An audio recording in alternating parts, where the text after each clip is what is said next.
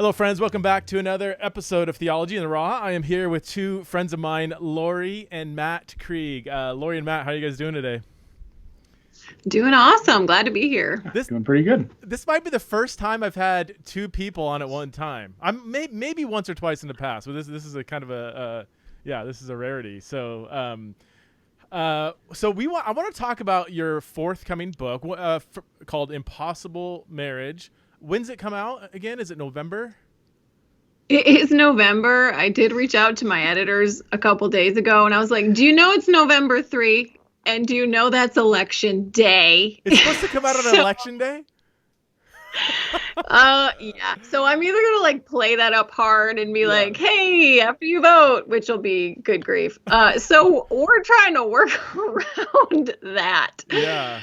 Hopefully a week before election day. Well, and don't release it on the 4th because the world might end on the 3rd.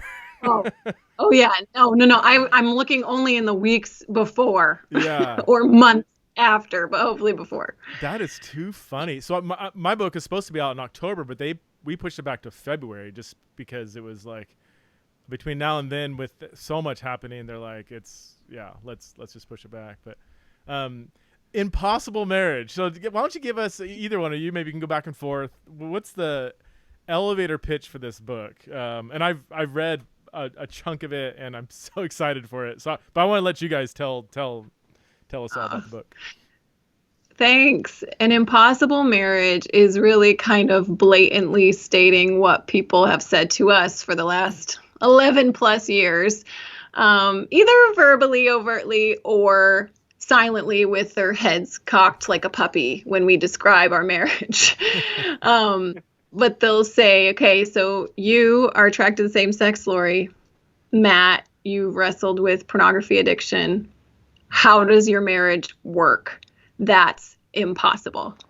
So instead of being like, oh no, whatever, it's fine, we're leaning into it with this book saying all marriages are impossible. And that's kind of the point. Okay. If we look at the metaphor of marriage and the purpose of marriage, which is to serve as a picture of Christ's impossible, insane love and marriage to the church. So yeah, it is impossible, but we're wrong if we're not also saying all of our marriages are impossible. Yeah. Well, yeah. Lot to unpack there. Well, why don't we go back and when did you guys first meet? And let's just start there. Let's just go all the way back to the beginning and how you guys even fell into this. Well, not this impossible marriage, because you would say all marriages have an impossibility about them. But your marriage in particular, what even led to something like that?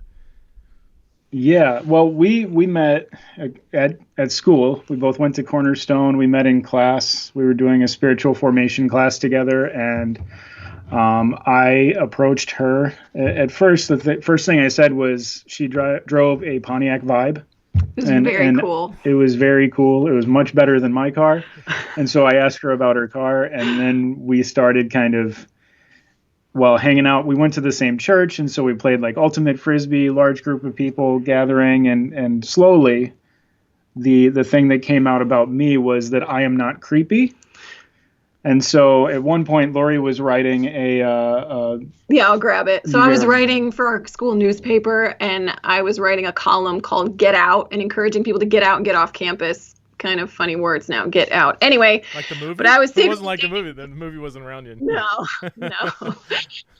But I was secretly in a same-sex relationship and really had a lot of issues with men. I was really in this feminist mind space of unhealthy feminism, not biblical feminism, but where I didn't really like men. I was scared of them, thought they were basically worthless. And but then I realized that for this column, I only invited friends, female friends, to go with me. And I was like, who do I know that's a dude that's not creepy? And Matt Krieg came to mind. So when he alludes to this not creepy factor, that was the first thing that attracted me to Matt, was his lack of creepiness vibe. But yeah, we became friends, and he made his intentions clearer. And I was like, hold up. You don't even know what's going on with me behind the scenes. And yet there was this thing, even though I had this draw to my girlfriend, I knew it was not God's best. Like I was not like, oh, this is right for me at that point. I knew it wasn't God's best, but I wasn't trying to like replace a her with a him. Mm-hmm. But there was something about Matt that I was like, huh. It was just, huh. It wasn't like, I want to put a ring on him. It was, huh. And so this friendship, dating, like heart relationship took it from a into where I was like, BT dubs, I never want to get married because it looks like garbage. I told him that when we first started officially dating. Again, it wasn't like take me out to dinner. It was like, let's connect at this heart level. I said, I never want to get married, and I also don't want to kiss till I'm married because I don't want to replace, one lust. I told him about my ex-girlfriend and these attractions. And he told me, I don't see you any differently. And he didn't. You know how like people's eyes, they can do that like eye flash of like, you're weird, gross, and like, get me out of here. He really, Charlotte Bronte is like, the eyes are the window to the soul, essentially, is what she said. And I have a hard time believing that, so I'm gonna push a little. Matt, what like? So she tells you she's attracted to women. Were you like shocked, but not shocked? Kind of like that's cool, or were you not shocked? Like, yeah, I kind of knew that coming, or like there had to have been some kind of whoa. I had no like inkling of anything. Like I knew her ex-girlfriend. Like I thought they were just friends. I actually really liked both of them in the friendship sense. Matt's gaydar is terrible. It's terrible. It's terrible. Which is fine, I guess. But it was actually, I think the biggest thing that shocked me was the fact that growing up, I grew up kind of stereotypically, Christian male. Yeah. And so for me, like I didn't swear, I didn't drink or smoke or do drugs or anything like that. The one thing that was acceptable was making fun of gay people. Yeah. And that's honestly like I grew up with all the jokes, with all the things, all the things that I'm actually now regretful of because some of my friends kind of have come out and I realized like, oh man, I was probably a strong barrier for them. Feeling the love of God. And so anyway, Laurie was the first person that I like had a real relationship with that I really cared about who came out. Yeah. And at that point, I guess the shock for me was this idea that, wow, I don't see you any differently. Because based on my history, I'm like, I don't know where that came from. I don't know how it was not like this shocking, like earth shattering thing for me. Because up until that point, I would not have thought that of myself. Mm-hmm. And so when she told me that, it really was like all of a sudden this thing that had been the them over there became this person I deeply care about right in front of me. Mm-hmm. And that really changed a lot of my trajectory as far as like how I would ever interact with this conversation and with these people, because they became real to me for the first time, honestly. Yeah. Did you think at that point any kind of more than friendship feelings you had for Laurie were like, well, there goes that, or you're like, hey, all right, this is a little curveball, but we can work through this? Or what was your... That's a good question. That is a good question. That's not one I've ever been asked before. I trusted her when she said that she's not attracted to men, but there was something about me that she was at least intrigued by, that there was that, and so I was just like, okay, well, let's see how things go, as opposed to just this. I knew at that point our relationship would not look like a stereotypical,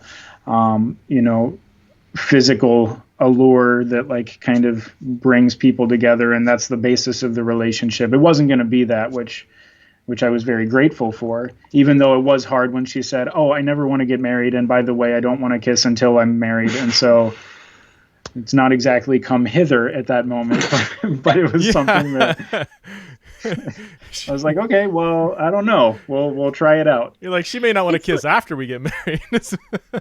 Yeah. I mean, there's the book. Yeah. It is like God gave us love for each other. That sounds so dumb and cheesy, but it did feel like that. Yeah. Yeah. And I so I want to keep, if you don't mind, I want to keep going into this Please. because I think there is a lot of misunderstanding, a lot of Yeah. ignorance. I don't mean that in a demeaning way, just lack of knowledge on these kinds of relationships where one person is attracted to the same sex, another person opposite sex. Some people call it a mixed orientation marriage. For one, every relationship's different. We both know a lot of these kind of relationships that ended in disaster. We both know, I can think of about 10 off the top of my head, people fairly close to me in this kind of marriage.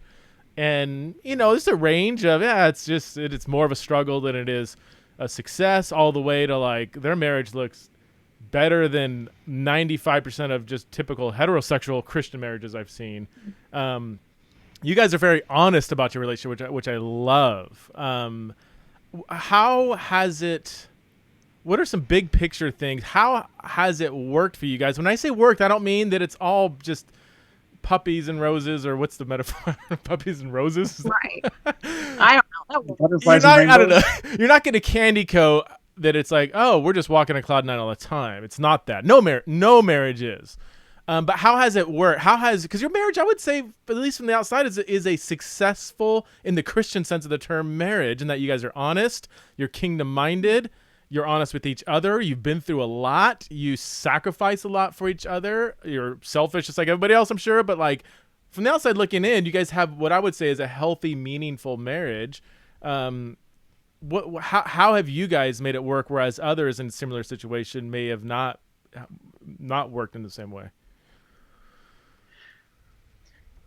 I think a big thing is we're both doing our best to look inward at like our own issues that we bring to the marriage, rather than looking to the other person as the problem, as the person that has the issue that needs to be corrected. And that's been a long time coming, and that's still going to be a place where we are continuing this whole sanctification journey.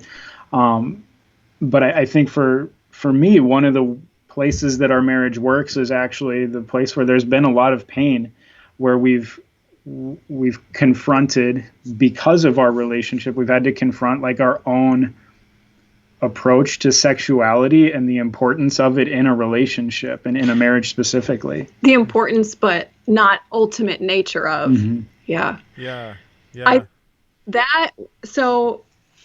I think what our marriage confronts that has been accepted in marriages everywhere is attraction is key. That's what other marriages can believe. I'm not saying all marriages do believe. I'm saying they can believe attraction is key. Sex is the goal. And so in marriages, you're just constantly doing bids, is what some therapists call it, for sex or for emotional heart connection. So like 84% of women will have sex with their husbands in order to get them to do more around the house. Seriously? So either emotion. Yeah. What's the percentage? 84. And how many? What percentage of men do work around a house in order to? And that's the thing. But I read terrible statistics about teen girls right now who are in heterosexual relationships and how they're just basically their bodies are being used. They'll have sex with their boyfriend just so then they can get it off the table. So then they can just talk. They'll have a conversation with them. And as much as we're like, oh my goodness, it's not that different in Christian heterosexual marriages. It's this, this is your duty. There's maintenance sex. There was so much sex talk and advice for women and men. For guys, when you're in junior high or younger, your wife is going to be the one who's going to be essentially the sex receptacle for your hormones. That's how Matt grew up in youth group, was hearing that. And he could speak more into that. And I grew up, hearing a lot of war on marriage stuff, but then too, sex felt ultimate, both on every chick flick you see. What's the climax when they love each other? Yeah. Fade to black. And so it feels the same way when it comes to marriage. If that's the goal, if oneness equals sexual encounter with your spouse, that equation is what brought me to the edge of almost leaving Matt, because we were unable to have sex anymore. because of a trauma resurfacing, magnetizing to my sexual orientation. So it was off the table. So I felt like my report card in this marriage was a failing grade constantly. Wow. And ministry world and the world affirmed it all the time. Mm-hmm. I was so afraid to ask anyone for advice because I felt like I was either going to get, Laurie, because you're not attracted to your spouse. Oh, well, you get the get out of marriage free card. You get to leave. Right. Except if I was straight, I didn't get that. I would get phrases about suffering produces good fruit. Wow. Or I would get the more conservative angle, just have sex, just do it. That is the messaging that is preached to women in marriages. 1 Corinthians 7, which is a reflexive verb, they'll say, do not withhold, but it's do not withhold yourself. So I think what has helped us see that the glue that holds marriage together, what binds us all together in perfect harmony, is the Holy Spirit and God's love. And realizing that oneness, that word we throw around, is not a euphemism for sex. Oneness is this holistic connection. And so when I took the report card of sex pressure off of us, I was actually able to work on some trauma things. And Matt and I were able to see, where are we able to connect? Just like I'll say one more thing. I'll let you dig in, Preston, please do. But we did a unscientific, technically, survey of about 100 couples, straight and mixed orientation marriages. And I asked them, where are their most challenged places in their marriage? Straight and mixed orientation marriages. Top one, sex. Yeah. Next one, that was their top challenge. Same, because you would think it'd be only mixed orientation marriages, right? Y'all got your issues too. But when I looked at where do you feel the most connected with each other, we, mixed orientation marriages, on the whole, in this unscientific survey of 100 couples, we beat y'all in a lot of different areas of emotional connection, spiritual connection, which that even the straightest couple you say, woman especially, will say, it's the spiritual and emotional that can lead to the physical. Yeah. So anyway, I think just recognizing oneness is not a euphemism for sex, and sex is not a report card for your marriage. That doesn't surprise me. That both of those, what you said about that survey, I would love to see the results. I know you're probably nervous because you said not scientific. You want to make sure you're not a sociologist, whatever. But that's still interesting. But that doesn't surprise. And it's hard for me to say this as a straight guy married to a straight woman. I'm not speaking out of experience, but having walked with people in marriages over the years, having paid attention to the church, having been involved in this conversation for a while, if people think, and I say this to straight people, and any older, mature, straight couple just shakes their head like, yeah, obviously, like if you're relying on your sexual attraction towards each other to be kind of some foundational thing, the glue that holds this marriage together, the fuel that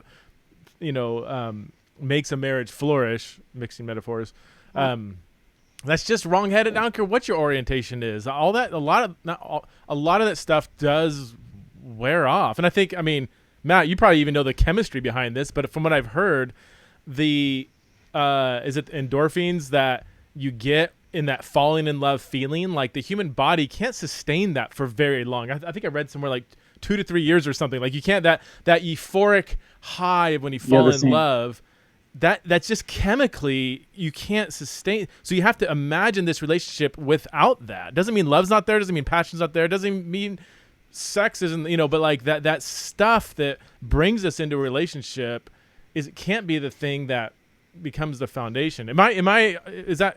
Can you verify into that? Yeah, and I think it's like 18 months is what that kind of endorphin,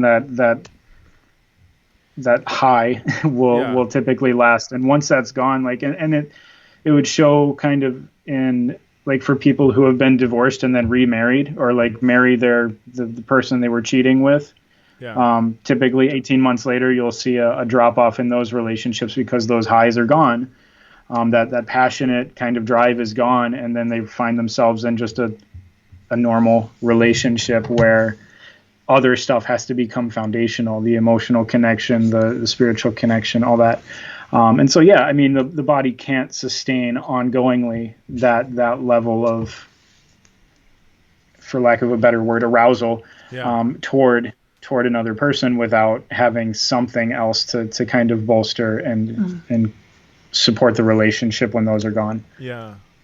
I want to go back, Laurie. You said, you met Matt, and he, for once, he wasn't a creepy guy, and I resonate with that. And you and I don't like stereotypes and all this stuff, but guys generally can be super creepy. Like, I mean, I just look at my own upbringing in life, and like on the scale of like guys, I was really moral. I was kind.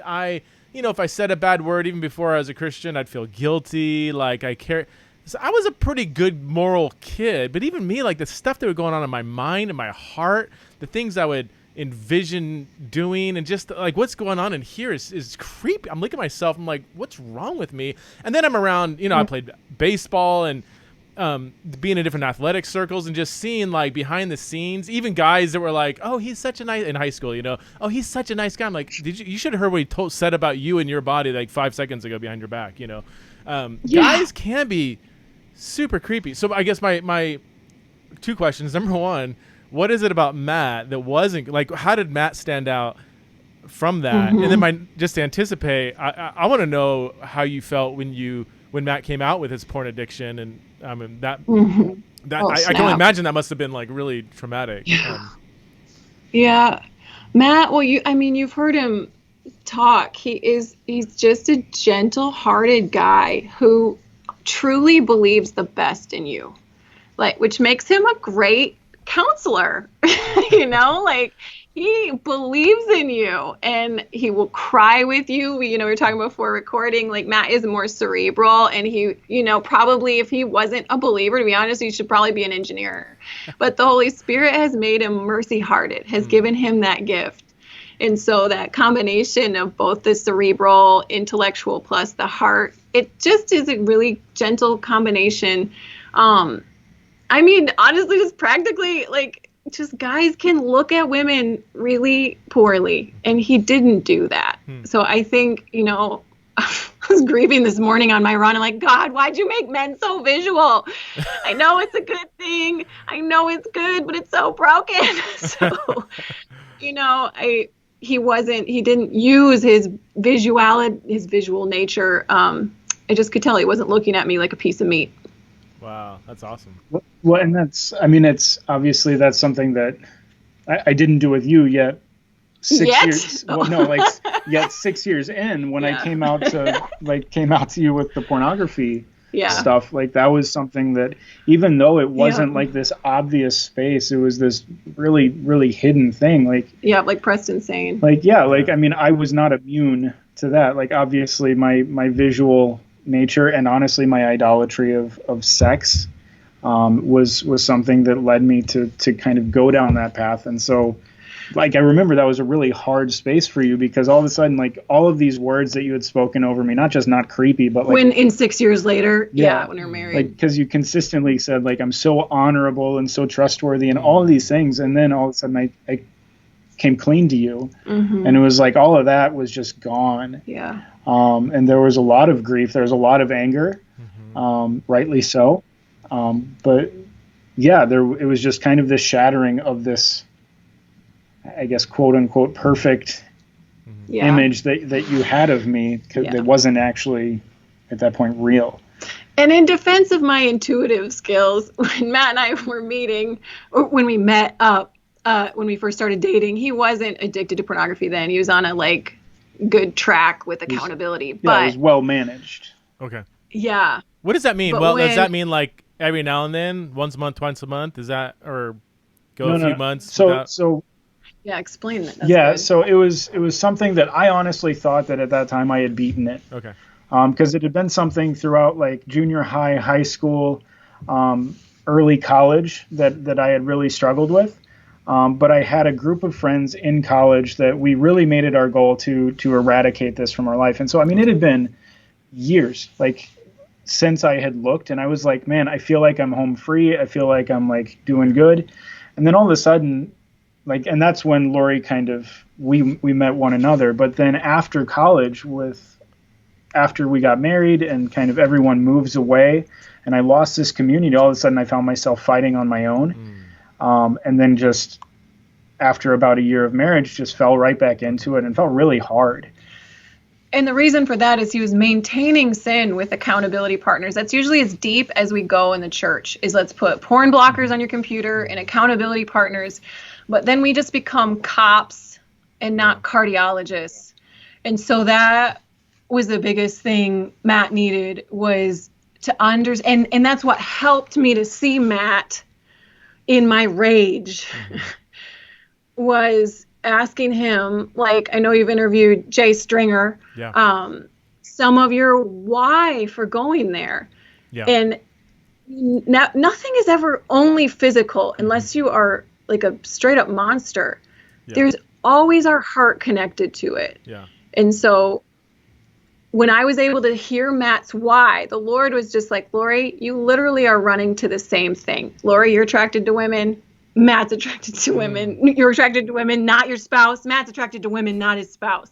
And then I was like, but it's pornography. That promotes sex trafficking. And he's like, you think I have a sin scale? But then he's like, back it down. Ask Matt, why pornography? And it took him some inner heart work and, like, honestly, just a brainwashing. I just mean the cleansing, like a detox, because he was very addicted, to be able to start the heart work. But when I heard it was, well, you say, why, Matt, did you, if that's okay, Preston, why was porn attractive to you? Yeah, well, I mean, we talk about, like, the heart language. And so for me, one of the things that pornography felt like it met was this, like, good need to feel desired. Not sexually desired, but just sexually, like, so, like, affirmed, chosen specifically, like someone actually, like, was drawn to me. As he was, no pretense. And so there was just that heart space. And yet after, Laurie talks about detox, like, one of the things that helped keep this marriage alive after that, Laurie said, okay, I asked her what I needed to do to prove I was, like, in the marriage. And she said, well, get rid of your smartphone, get rid of your tablet, get rid of your computer. And I was like, done, like, sold it all. Like, I had nothing. I had a dumb phone with, like, the QWERTY keyboard and a screen like that big, 1 inch square. But that, getting my face out of screens kind of allowed it to detox, my brain to kind of get a reset. And I think it proved a lot, like, that I was willing to do whatever it took to be in the marriage and to put her above, pornography. Real quick before, because I know, Matt, you got to leave in a second, right? Yeah. Real quick, I heard somebody explain to me the difference between, like, periodic porn use, habitual porn use, and addictive porn use. Are those three categories? Do you see those as valid? And can you, real quickly, like, what would be the difference between each one? Or so yeah, with what I work with, it's typically not periodic. I've never heard someone come to me and say, yeah, I look at porn once every 2 months. It's either the habitual or the addictive. Habitual will be once or twice a week or something, or you can't put an arbitrary number, I'm sure. But yeah, it's not really about the number. The thing that makes a habitual or a compulsive behavior become an addiction is that our brains have habituated to it. It's gotten used to a certain amount of stimulus. And then it needs more. It needs the greater hit. And so it could be a different variety of porn. Typically, it goes either harder, more violent, or younger is typically the way that people get kind of the bigger hit. Wow. And so it either goes that way or it becomes something that's uncontrolled, where, like, people are doing it in their car, or in a public space, or they're just not capable of saying no to it. And so that's what would turn this kind of compulsive habitual thing, into this more addictive state. Wow. So you have to rewire your brain. Like, you just have to, like, get away, detox, like you did, extreme measures, so that your brain can kind of rewire itself to where it doesn't, like eating 3 meals a day. It doesn't go there anymore. Is that? Yeah. Okay. Yeah, I mean that's part of it, but then the other piece is like this introspective work that that people like Jay Stringer would talk about, is understanding the why, understanding the emotional drivers that are leading you down this pathway. And so for me, getting the screens out of my face, it wasn't just porn. It was screens itself. Like I would watch 24 hours a week of sports. We didn't have kids yet. Like it was nuts. Like unhealthy amounts of escapism, even to something benign like sports. And so I would escape at every moment. And so getting the screens away actually forced me to be in my own head enough to be able to identify like why porn, or why is it so important for me to escape. And so there were things like my own value system, not really feeling like I was in myself worthy, or loved or desired or had purpose, beyond escaping into whatever virtual realm I went to. Yeah. And so, the detox piece is important because it allows our brains to reset, but it also allows space to do some of that introspective work. Laurie, how did you work through? I know women rightly can just really, really struggle, go to dark places when a husband's porn addiction comes out. Like, and you've referenced a couple times that, your anger and rage. How did you work through to where you can come and, rather than being kind of against Matt, come alongside and help him in this? I had to cut off, similar to Matt's detox, I had to cut out voices that were speaking what my flesh was saying, which my flesh was like, this is the one man you trusted. Okay. He's like every other man, like wanted to burn it all down. And people who were like not pro our marriage, I just had to shut them all down because it's very, you can jump on Man-Hater Island real quick. And this was, 6 years ago. It's only gotten turned up now, which there are some, stereotypes of men we got to burn down. But the good, to be a man is not wrong. To be Jesus masculine is not wrong. So, which we don't need to go there. Anyway, I had to shut all those voices down. And I asked the Lord, can you help me to feel what you feel about this? And I just remember sitting on the floor at one point, and I was so angry, and I was trying to open my heart up, because you can't be both hateful and bitter and open-hearted to God. I don't think you can do both very well. At least I couldn't. So I was like cracking my heart open, trying to listen to the Lord as Matt is sitting next to me. And what helped was Matt was repentant. And that is not always the case. So here he is broken down. And I just sensed, I was like, God, help me to feel your emotion about this. His emotion. I didn't know if he would do that. But I just sensed Jesus' joy and hope. And he was like, you have no idea how I'm going to use this. And then I looked at Matt and I was like, I am still so mad at you, but I sense God has a ton of hope for us. So I am choosing to believe that. And that was really a big crowbar that helped me to take steps. I did a lot of grieving, a lot of forgiving. That's a whole other conversation, is what does actual forgiveness look like? And there was many rounds of forgiveness, not just once. Okay. Wow. How long ago was that when you came clean? It was 6 years into your marriage. 2015, so 5 years. Okay. 5 years ago. Yep. Okay. Wow. And I have to sleep out. Yeah. Okay. Thanks for. That's got to go do some therapy for others. Yeah. Oh man. Good luck. Yeah. So let's just go back to your book. Okay. I'm sure a lot of what we're talking about is probably scattered throughout the book on some level or another, but give us the overview of what this book's about and why people should go check it out. I hope the one takeaway people have for this book is they get the metaphor of marriage.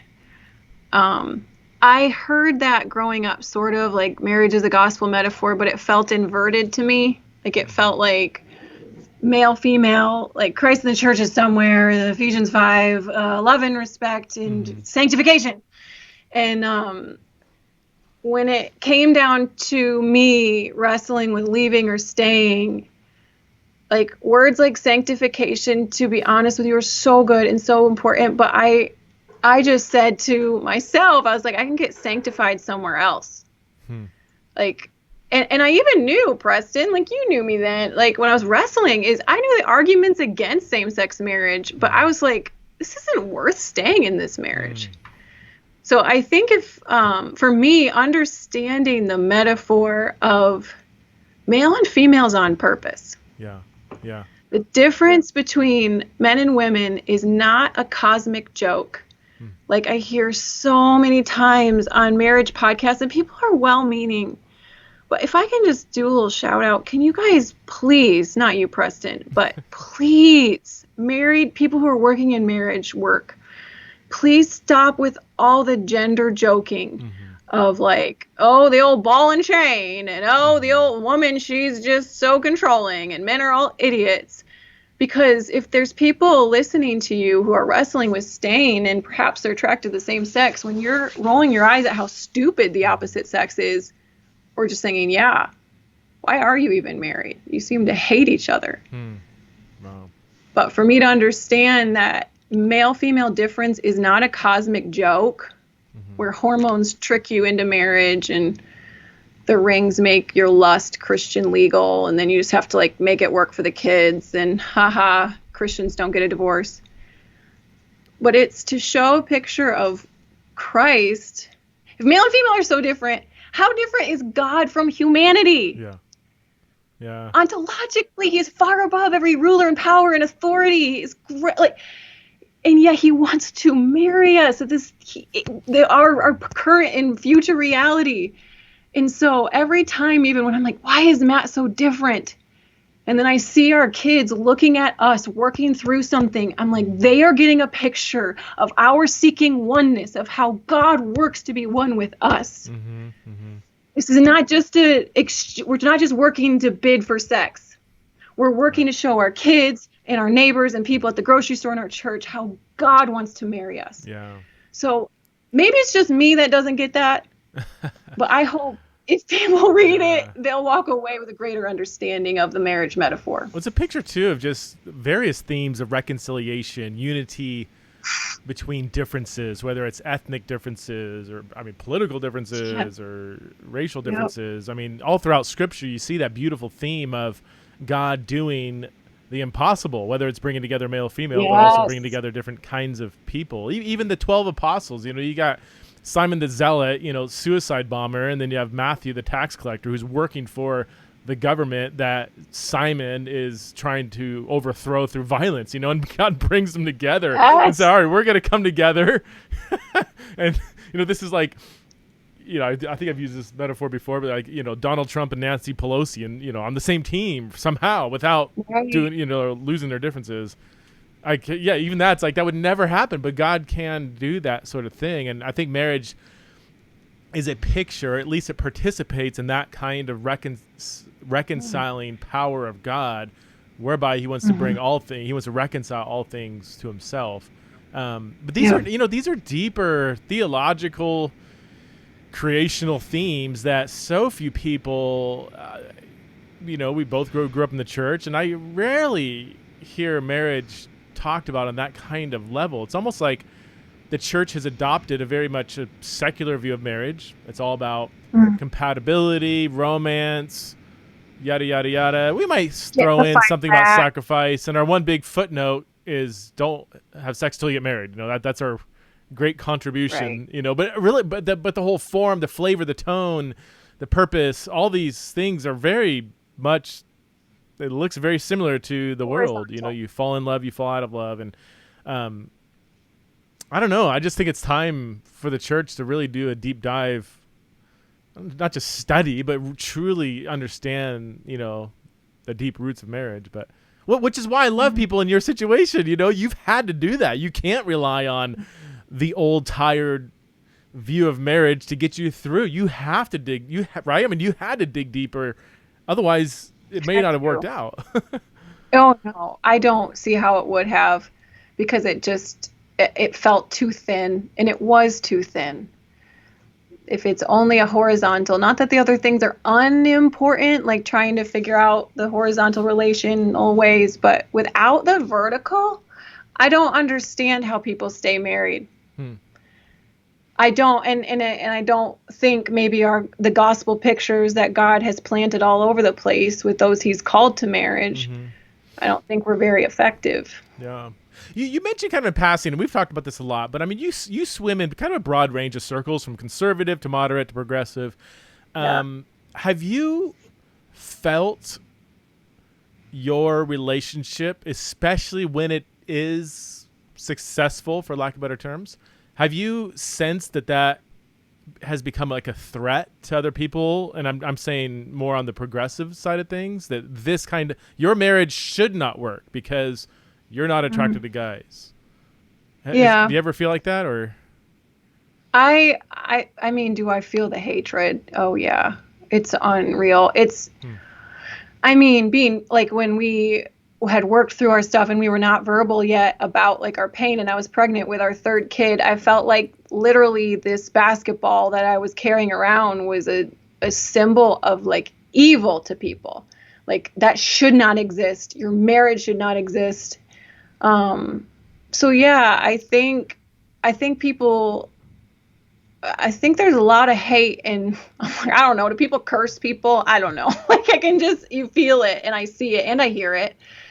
Well, why would that be? So I mean, this is just your story. You've never once ever hinted like, hey, this is for everybody, you should try it out. But this is your story. Why is your individual story perceived as a threat? I mean, and maybe your answer is I don't know why, but I mean, I just, it kind of is bewildering to me that in an age of, in a push for tolerance, people can be so intolerant towards somebody's individual narrative that they're not trying to push on other people. I've become I can become a sort of a strange idol for people who hate me. You know, Peter talks about you're a slave to whatever controls you. And it's almost like I control them. Pause. Let me finish, in the sense that, you know, when affirming LGBT people and allies are like, what we need once we have same-sex marriage, then we'll be okay. Then it gets legalized. Well, once we have affirming churches, then we're okay. No. Now it's like, once everyone who stands against me agrees with me, I will not stop. But that start of their sentence, the once I have, at least I have, once I do, that's idol talk.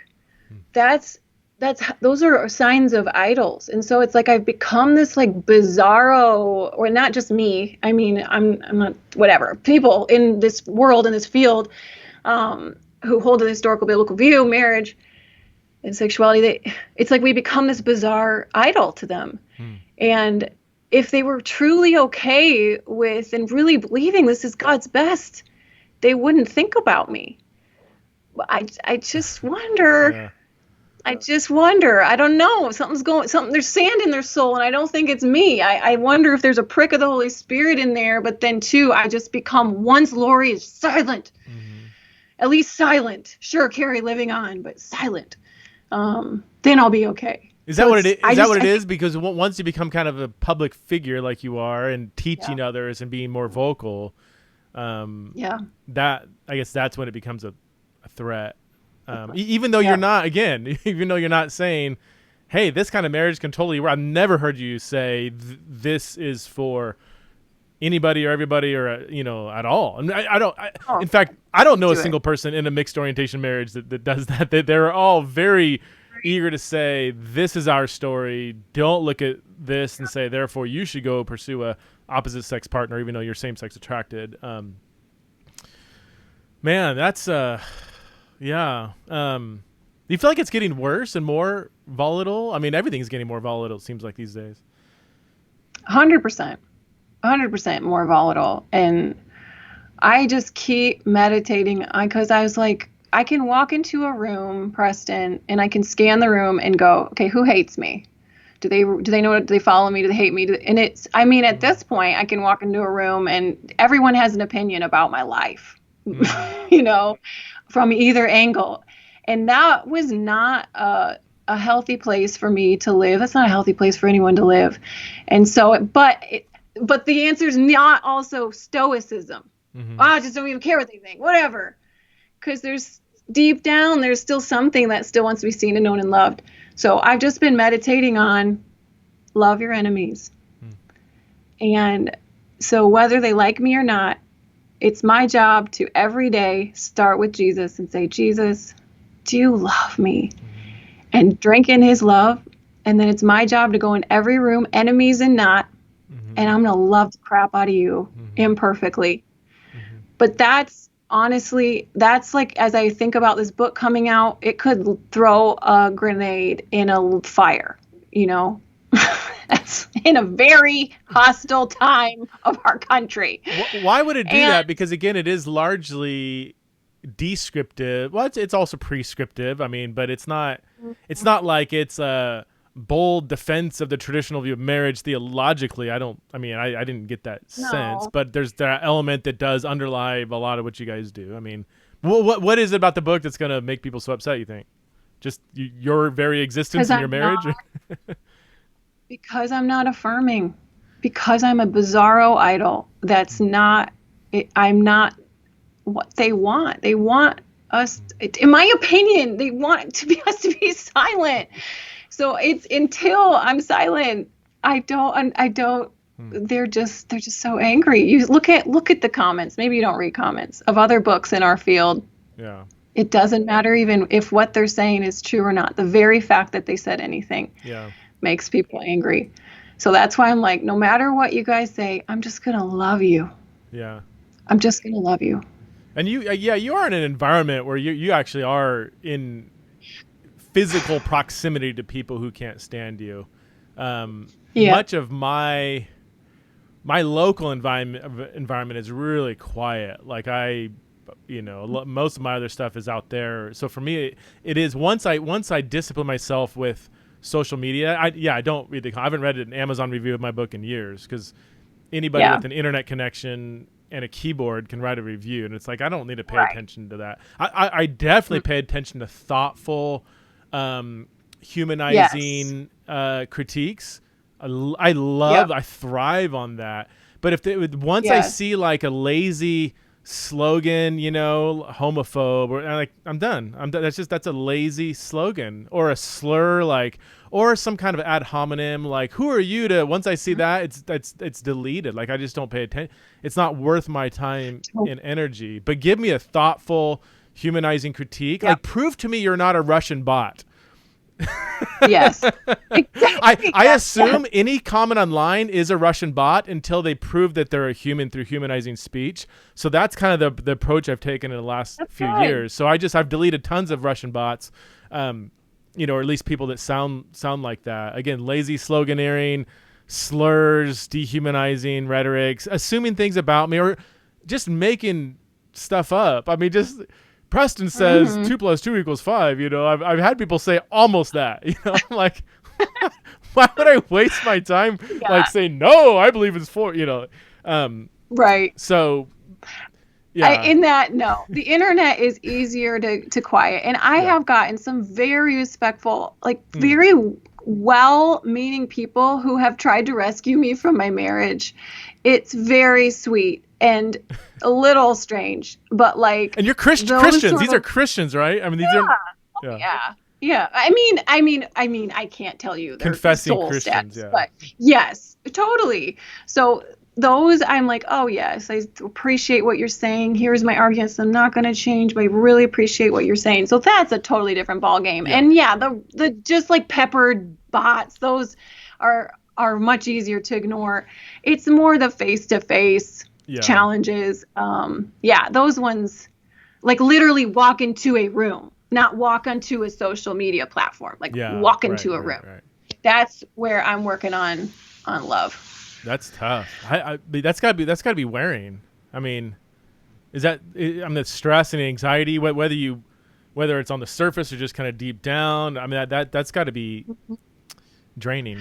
Yeah, it is draining, and it's different, especially when you have kids. It's not just draining; it can be challenging. And how are my kids can be treated at school? And I don't want to dive too much into that, but this is why it's important to know that you're called to marriage, that you're called to this conversation. Did you know I couldn't speak about this at all? I'd go catatonic until 2014. Did you know that? No.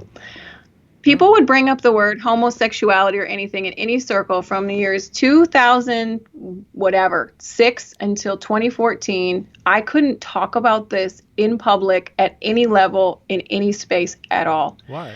And it was because it was so scary. I might have shared with like 2 small groups. I don't know. It was so close to my heart, Preston, and it was so personal, and people talked about it so terribly. And then in 2014, I was asked to blog for Lies Young Women Believe or something. And they're like, we have an audience of like 30,000 readers a month. And I was like, well, I guess I'm coming out now. And so I finished like sharing with all my family. And I tell you what, Preston, the Holy Spirit like plugged me into a wall. And it was like all of a sudden, I could just talk about it. And I had to study. It's not like I just knew everything. I'm still learning. But that's why, like, you have to be called to this. If you are, and then have your prayer team around you, have your support system, and not just for this conversation. I think that's the next layer of this intense Christian world that we're stepping into. And I'm not about to pull the martyr flag. I'm not. Yeah. I'm just saying, I don't think an Instagram Christianity, if that is our whole meal, that's not going to cut it in this next phase of whatever's coming. We have to, if you're called to speak up about anything that's really gritty Christian, Christ-like, get rooted, get your people around you, and could be awesome. Well, and just thinking out loud, I okay, like everybody else who's following politics and news a lot closer the last 6 months. I mean, you and I both know that one's approach to the LGBTQ conversation is intertwined with the race conversation. Oh, 100%. Right. I mean, it's woven together, and there's different theories on this. Some might say, some LGBT people are kind of riding the coattails of race, or I'm not going to quite. I don't know the motivation, or even like turning one's sexual orientation into a kind of a fundamental ontological identity. So it's such a fabric of who you are, just as maybe your race or ethnicity is. But I mean, what I'm seeing more and more, and this has been true since I entered the conversation 7 years ago. There are people who would equate, if somebody holding to a traditional view of marriage, that marriage is one man, one woman, and that same-sex relationships are therefore deemed not God's will, that belief is equated with racism. I mean, with wearing a white hood and being a KKK member. Like, there are people, and it was a lot less 7-8 years ago. I just feel more and more. And now when I look at stuff happening in Seattle and Portland, and the anger, the rage that people have toward what they perceive as racism, like what they're doing with the police force. I mean, that's I don't know how many hundreds of thousands of people are in the police force, but if you're in some circles, if you're a white cop, you could be Mother Teresa, like amazing morally, and that just doesn't, because you are a white cop, you participate in this uniform identity of a KKK member. Like, you are intrinsically immoral evil, so I'm going to throw explosives after you because I'm good, you're evil, and evil needs to be taken out. Is it too much of a stretch to say that mentality will very quickly, if it's not there already, be turned to people living in America who hold to a traditional view of marriage? I was thinking that yesterday, listening to NPR and like all the changes, what it is. Somebody was saying, we will not stand with the racists. We are going to stand. Like, it was a government thing. And I was like, okay, that's great. You shouldn't stand with the racists, like with the clashes that were happening in Seattle. The government was saying that, and it was such a, like, you can feel the collective, yes, of course not. You as the government need to share that. And I just thought, how soon is it we will not stand with the homophobic people who do not hold to an affirming worldview? I'm sure it'll be different words, who are not affirming, completely affirming. I just had that thought. I'm like, I wonder how quickly it will be. Like, I've had people for just an Instagram post. They'll say, you're the same as telling Black people to bleach their skin Yeah. and straighten their hair, and you're encouraging rape. And I was like, okay, just for holding what I'm saying, I hear you, but no. So yeah, I agree with you, Preston. I think it will be probably very quick, and God help us really to love and be bold, but love is what conquers fear. That's good. Well, I kept you almost an hour here, Laurie. Again, the book is an impossible marriage, like and yes, yeah. An impossible. And what's the subtitle? What our mixed orientation marriage has taught us about love and the gospel. Okay. I had to throw the gospel. Wherever books are sold, go check it out, Laurie. Oh, tell us really briefly too about your ministry and what you do, you and Matt. I mean, you guys do amazing work in this area. We kind of ambiguously referenced it, but yeah, for those who don't know. Yeah. We've done a transition as a ministry. We actually have a new name, which is Impossible Ministries. Oh. And our mission is to equip the church to live out the impossible without Jesus metaphor of Christ in the church, but single and married people. I don't have it exactly memorized. I'm almost there. We just launched it, but Impossible Ministries. But if you go to lauriekrieg.com, you can find out all about it. Laurie, thanks so much for being on the show. Appreciate you, friend, and many blessings on this book. Hope it does well. Hope it gets in the hands of many people. I think anybody who is in a marriage or considering marriage absolutely needs to pick up this book. So thank you so much for the many years of hard work I know that you have put into this. I mean, it's been a long time. So congrats on the book. Thanks, man. Appreciate you, Preston. Take care.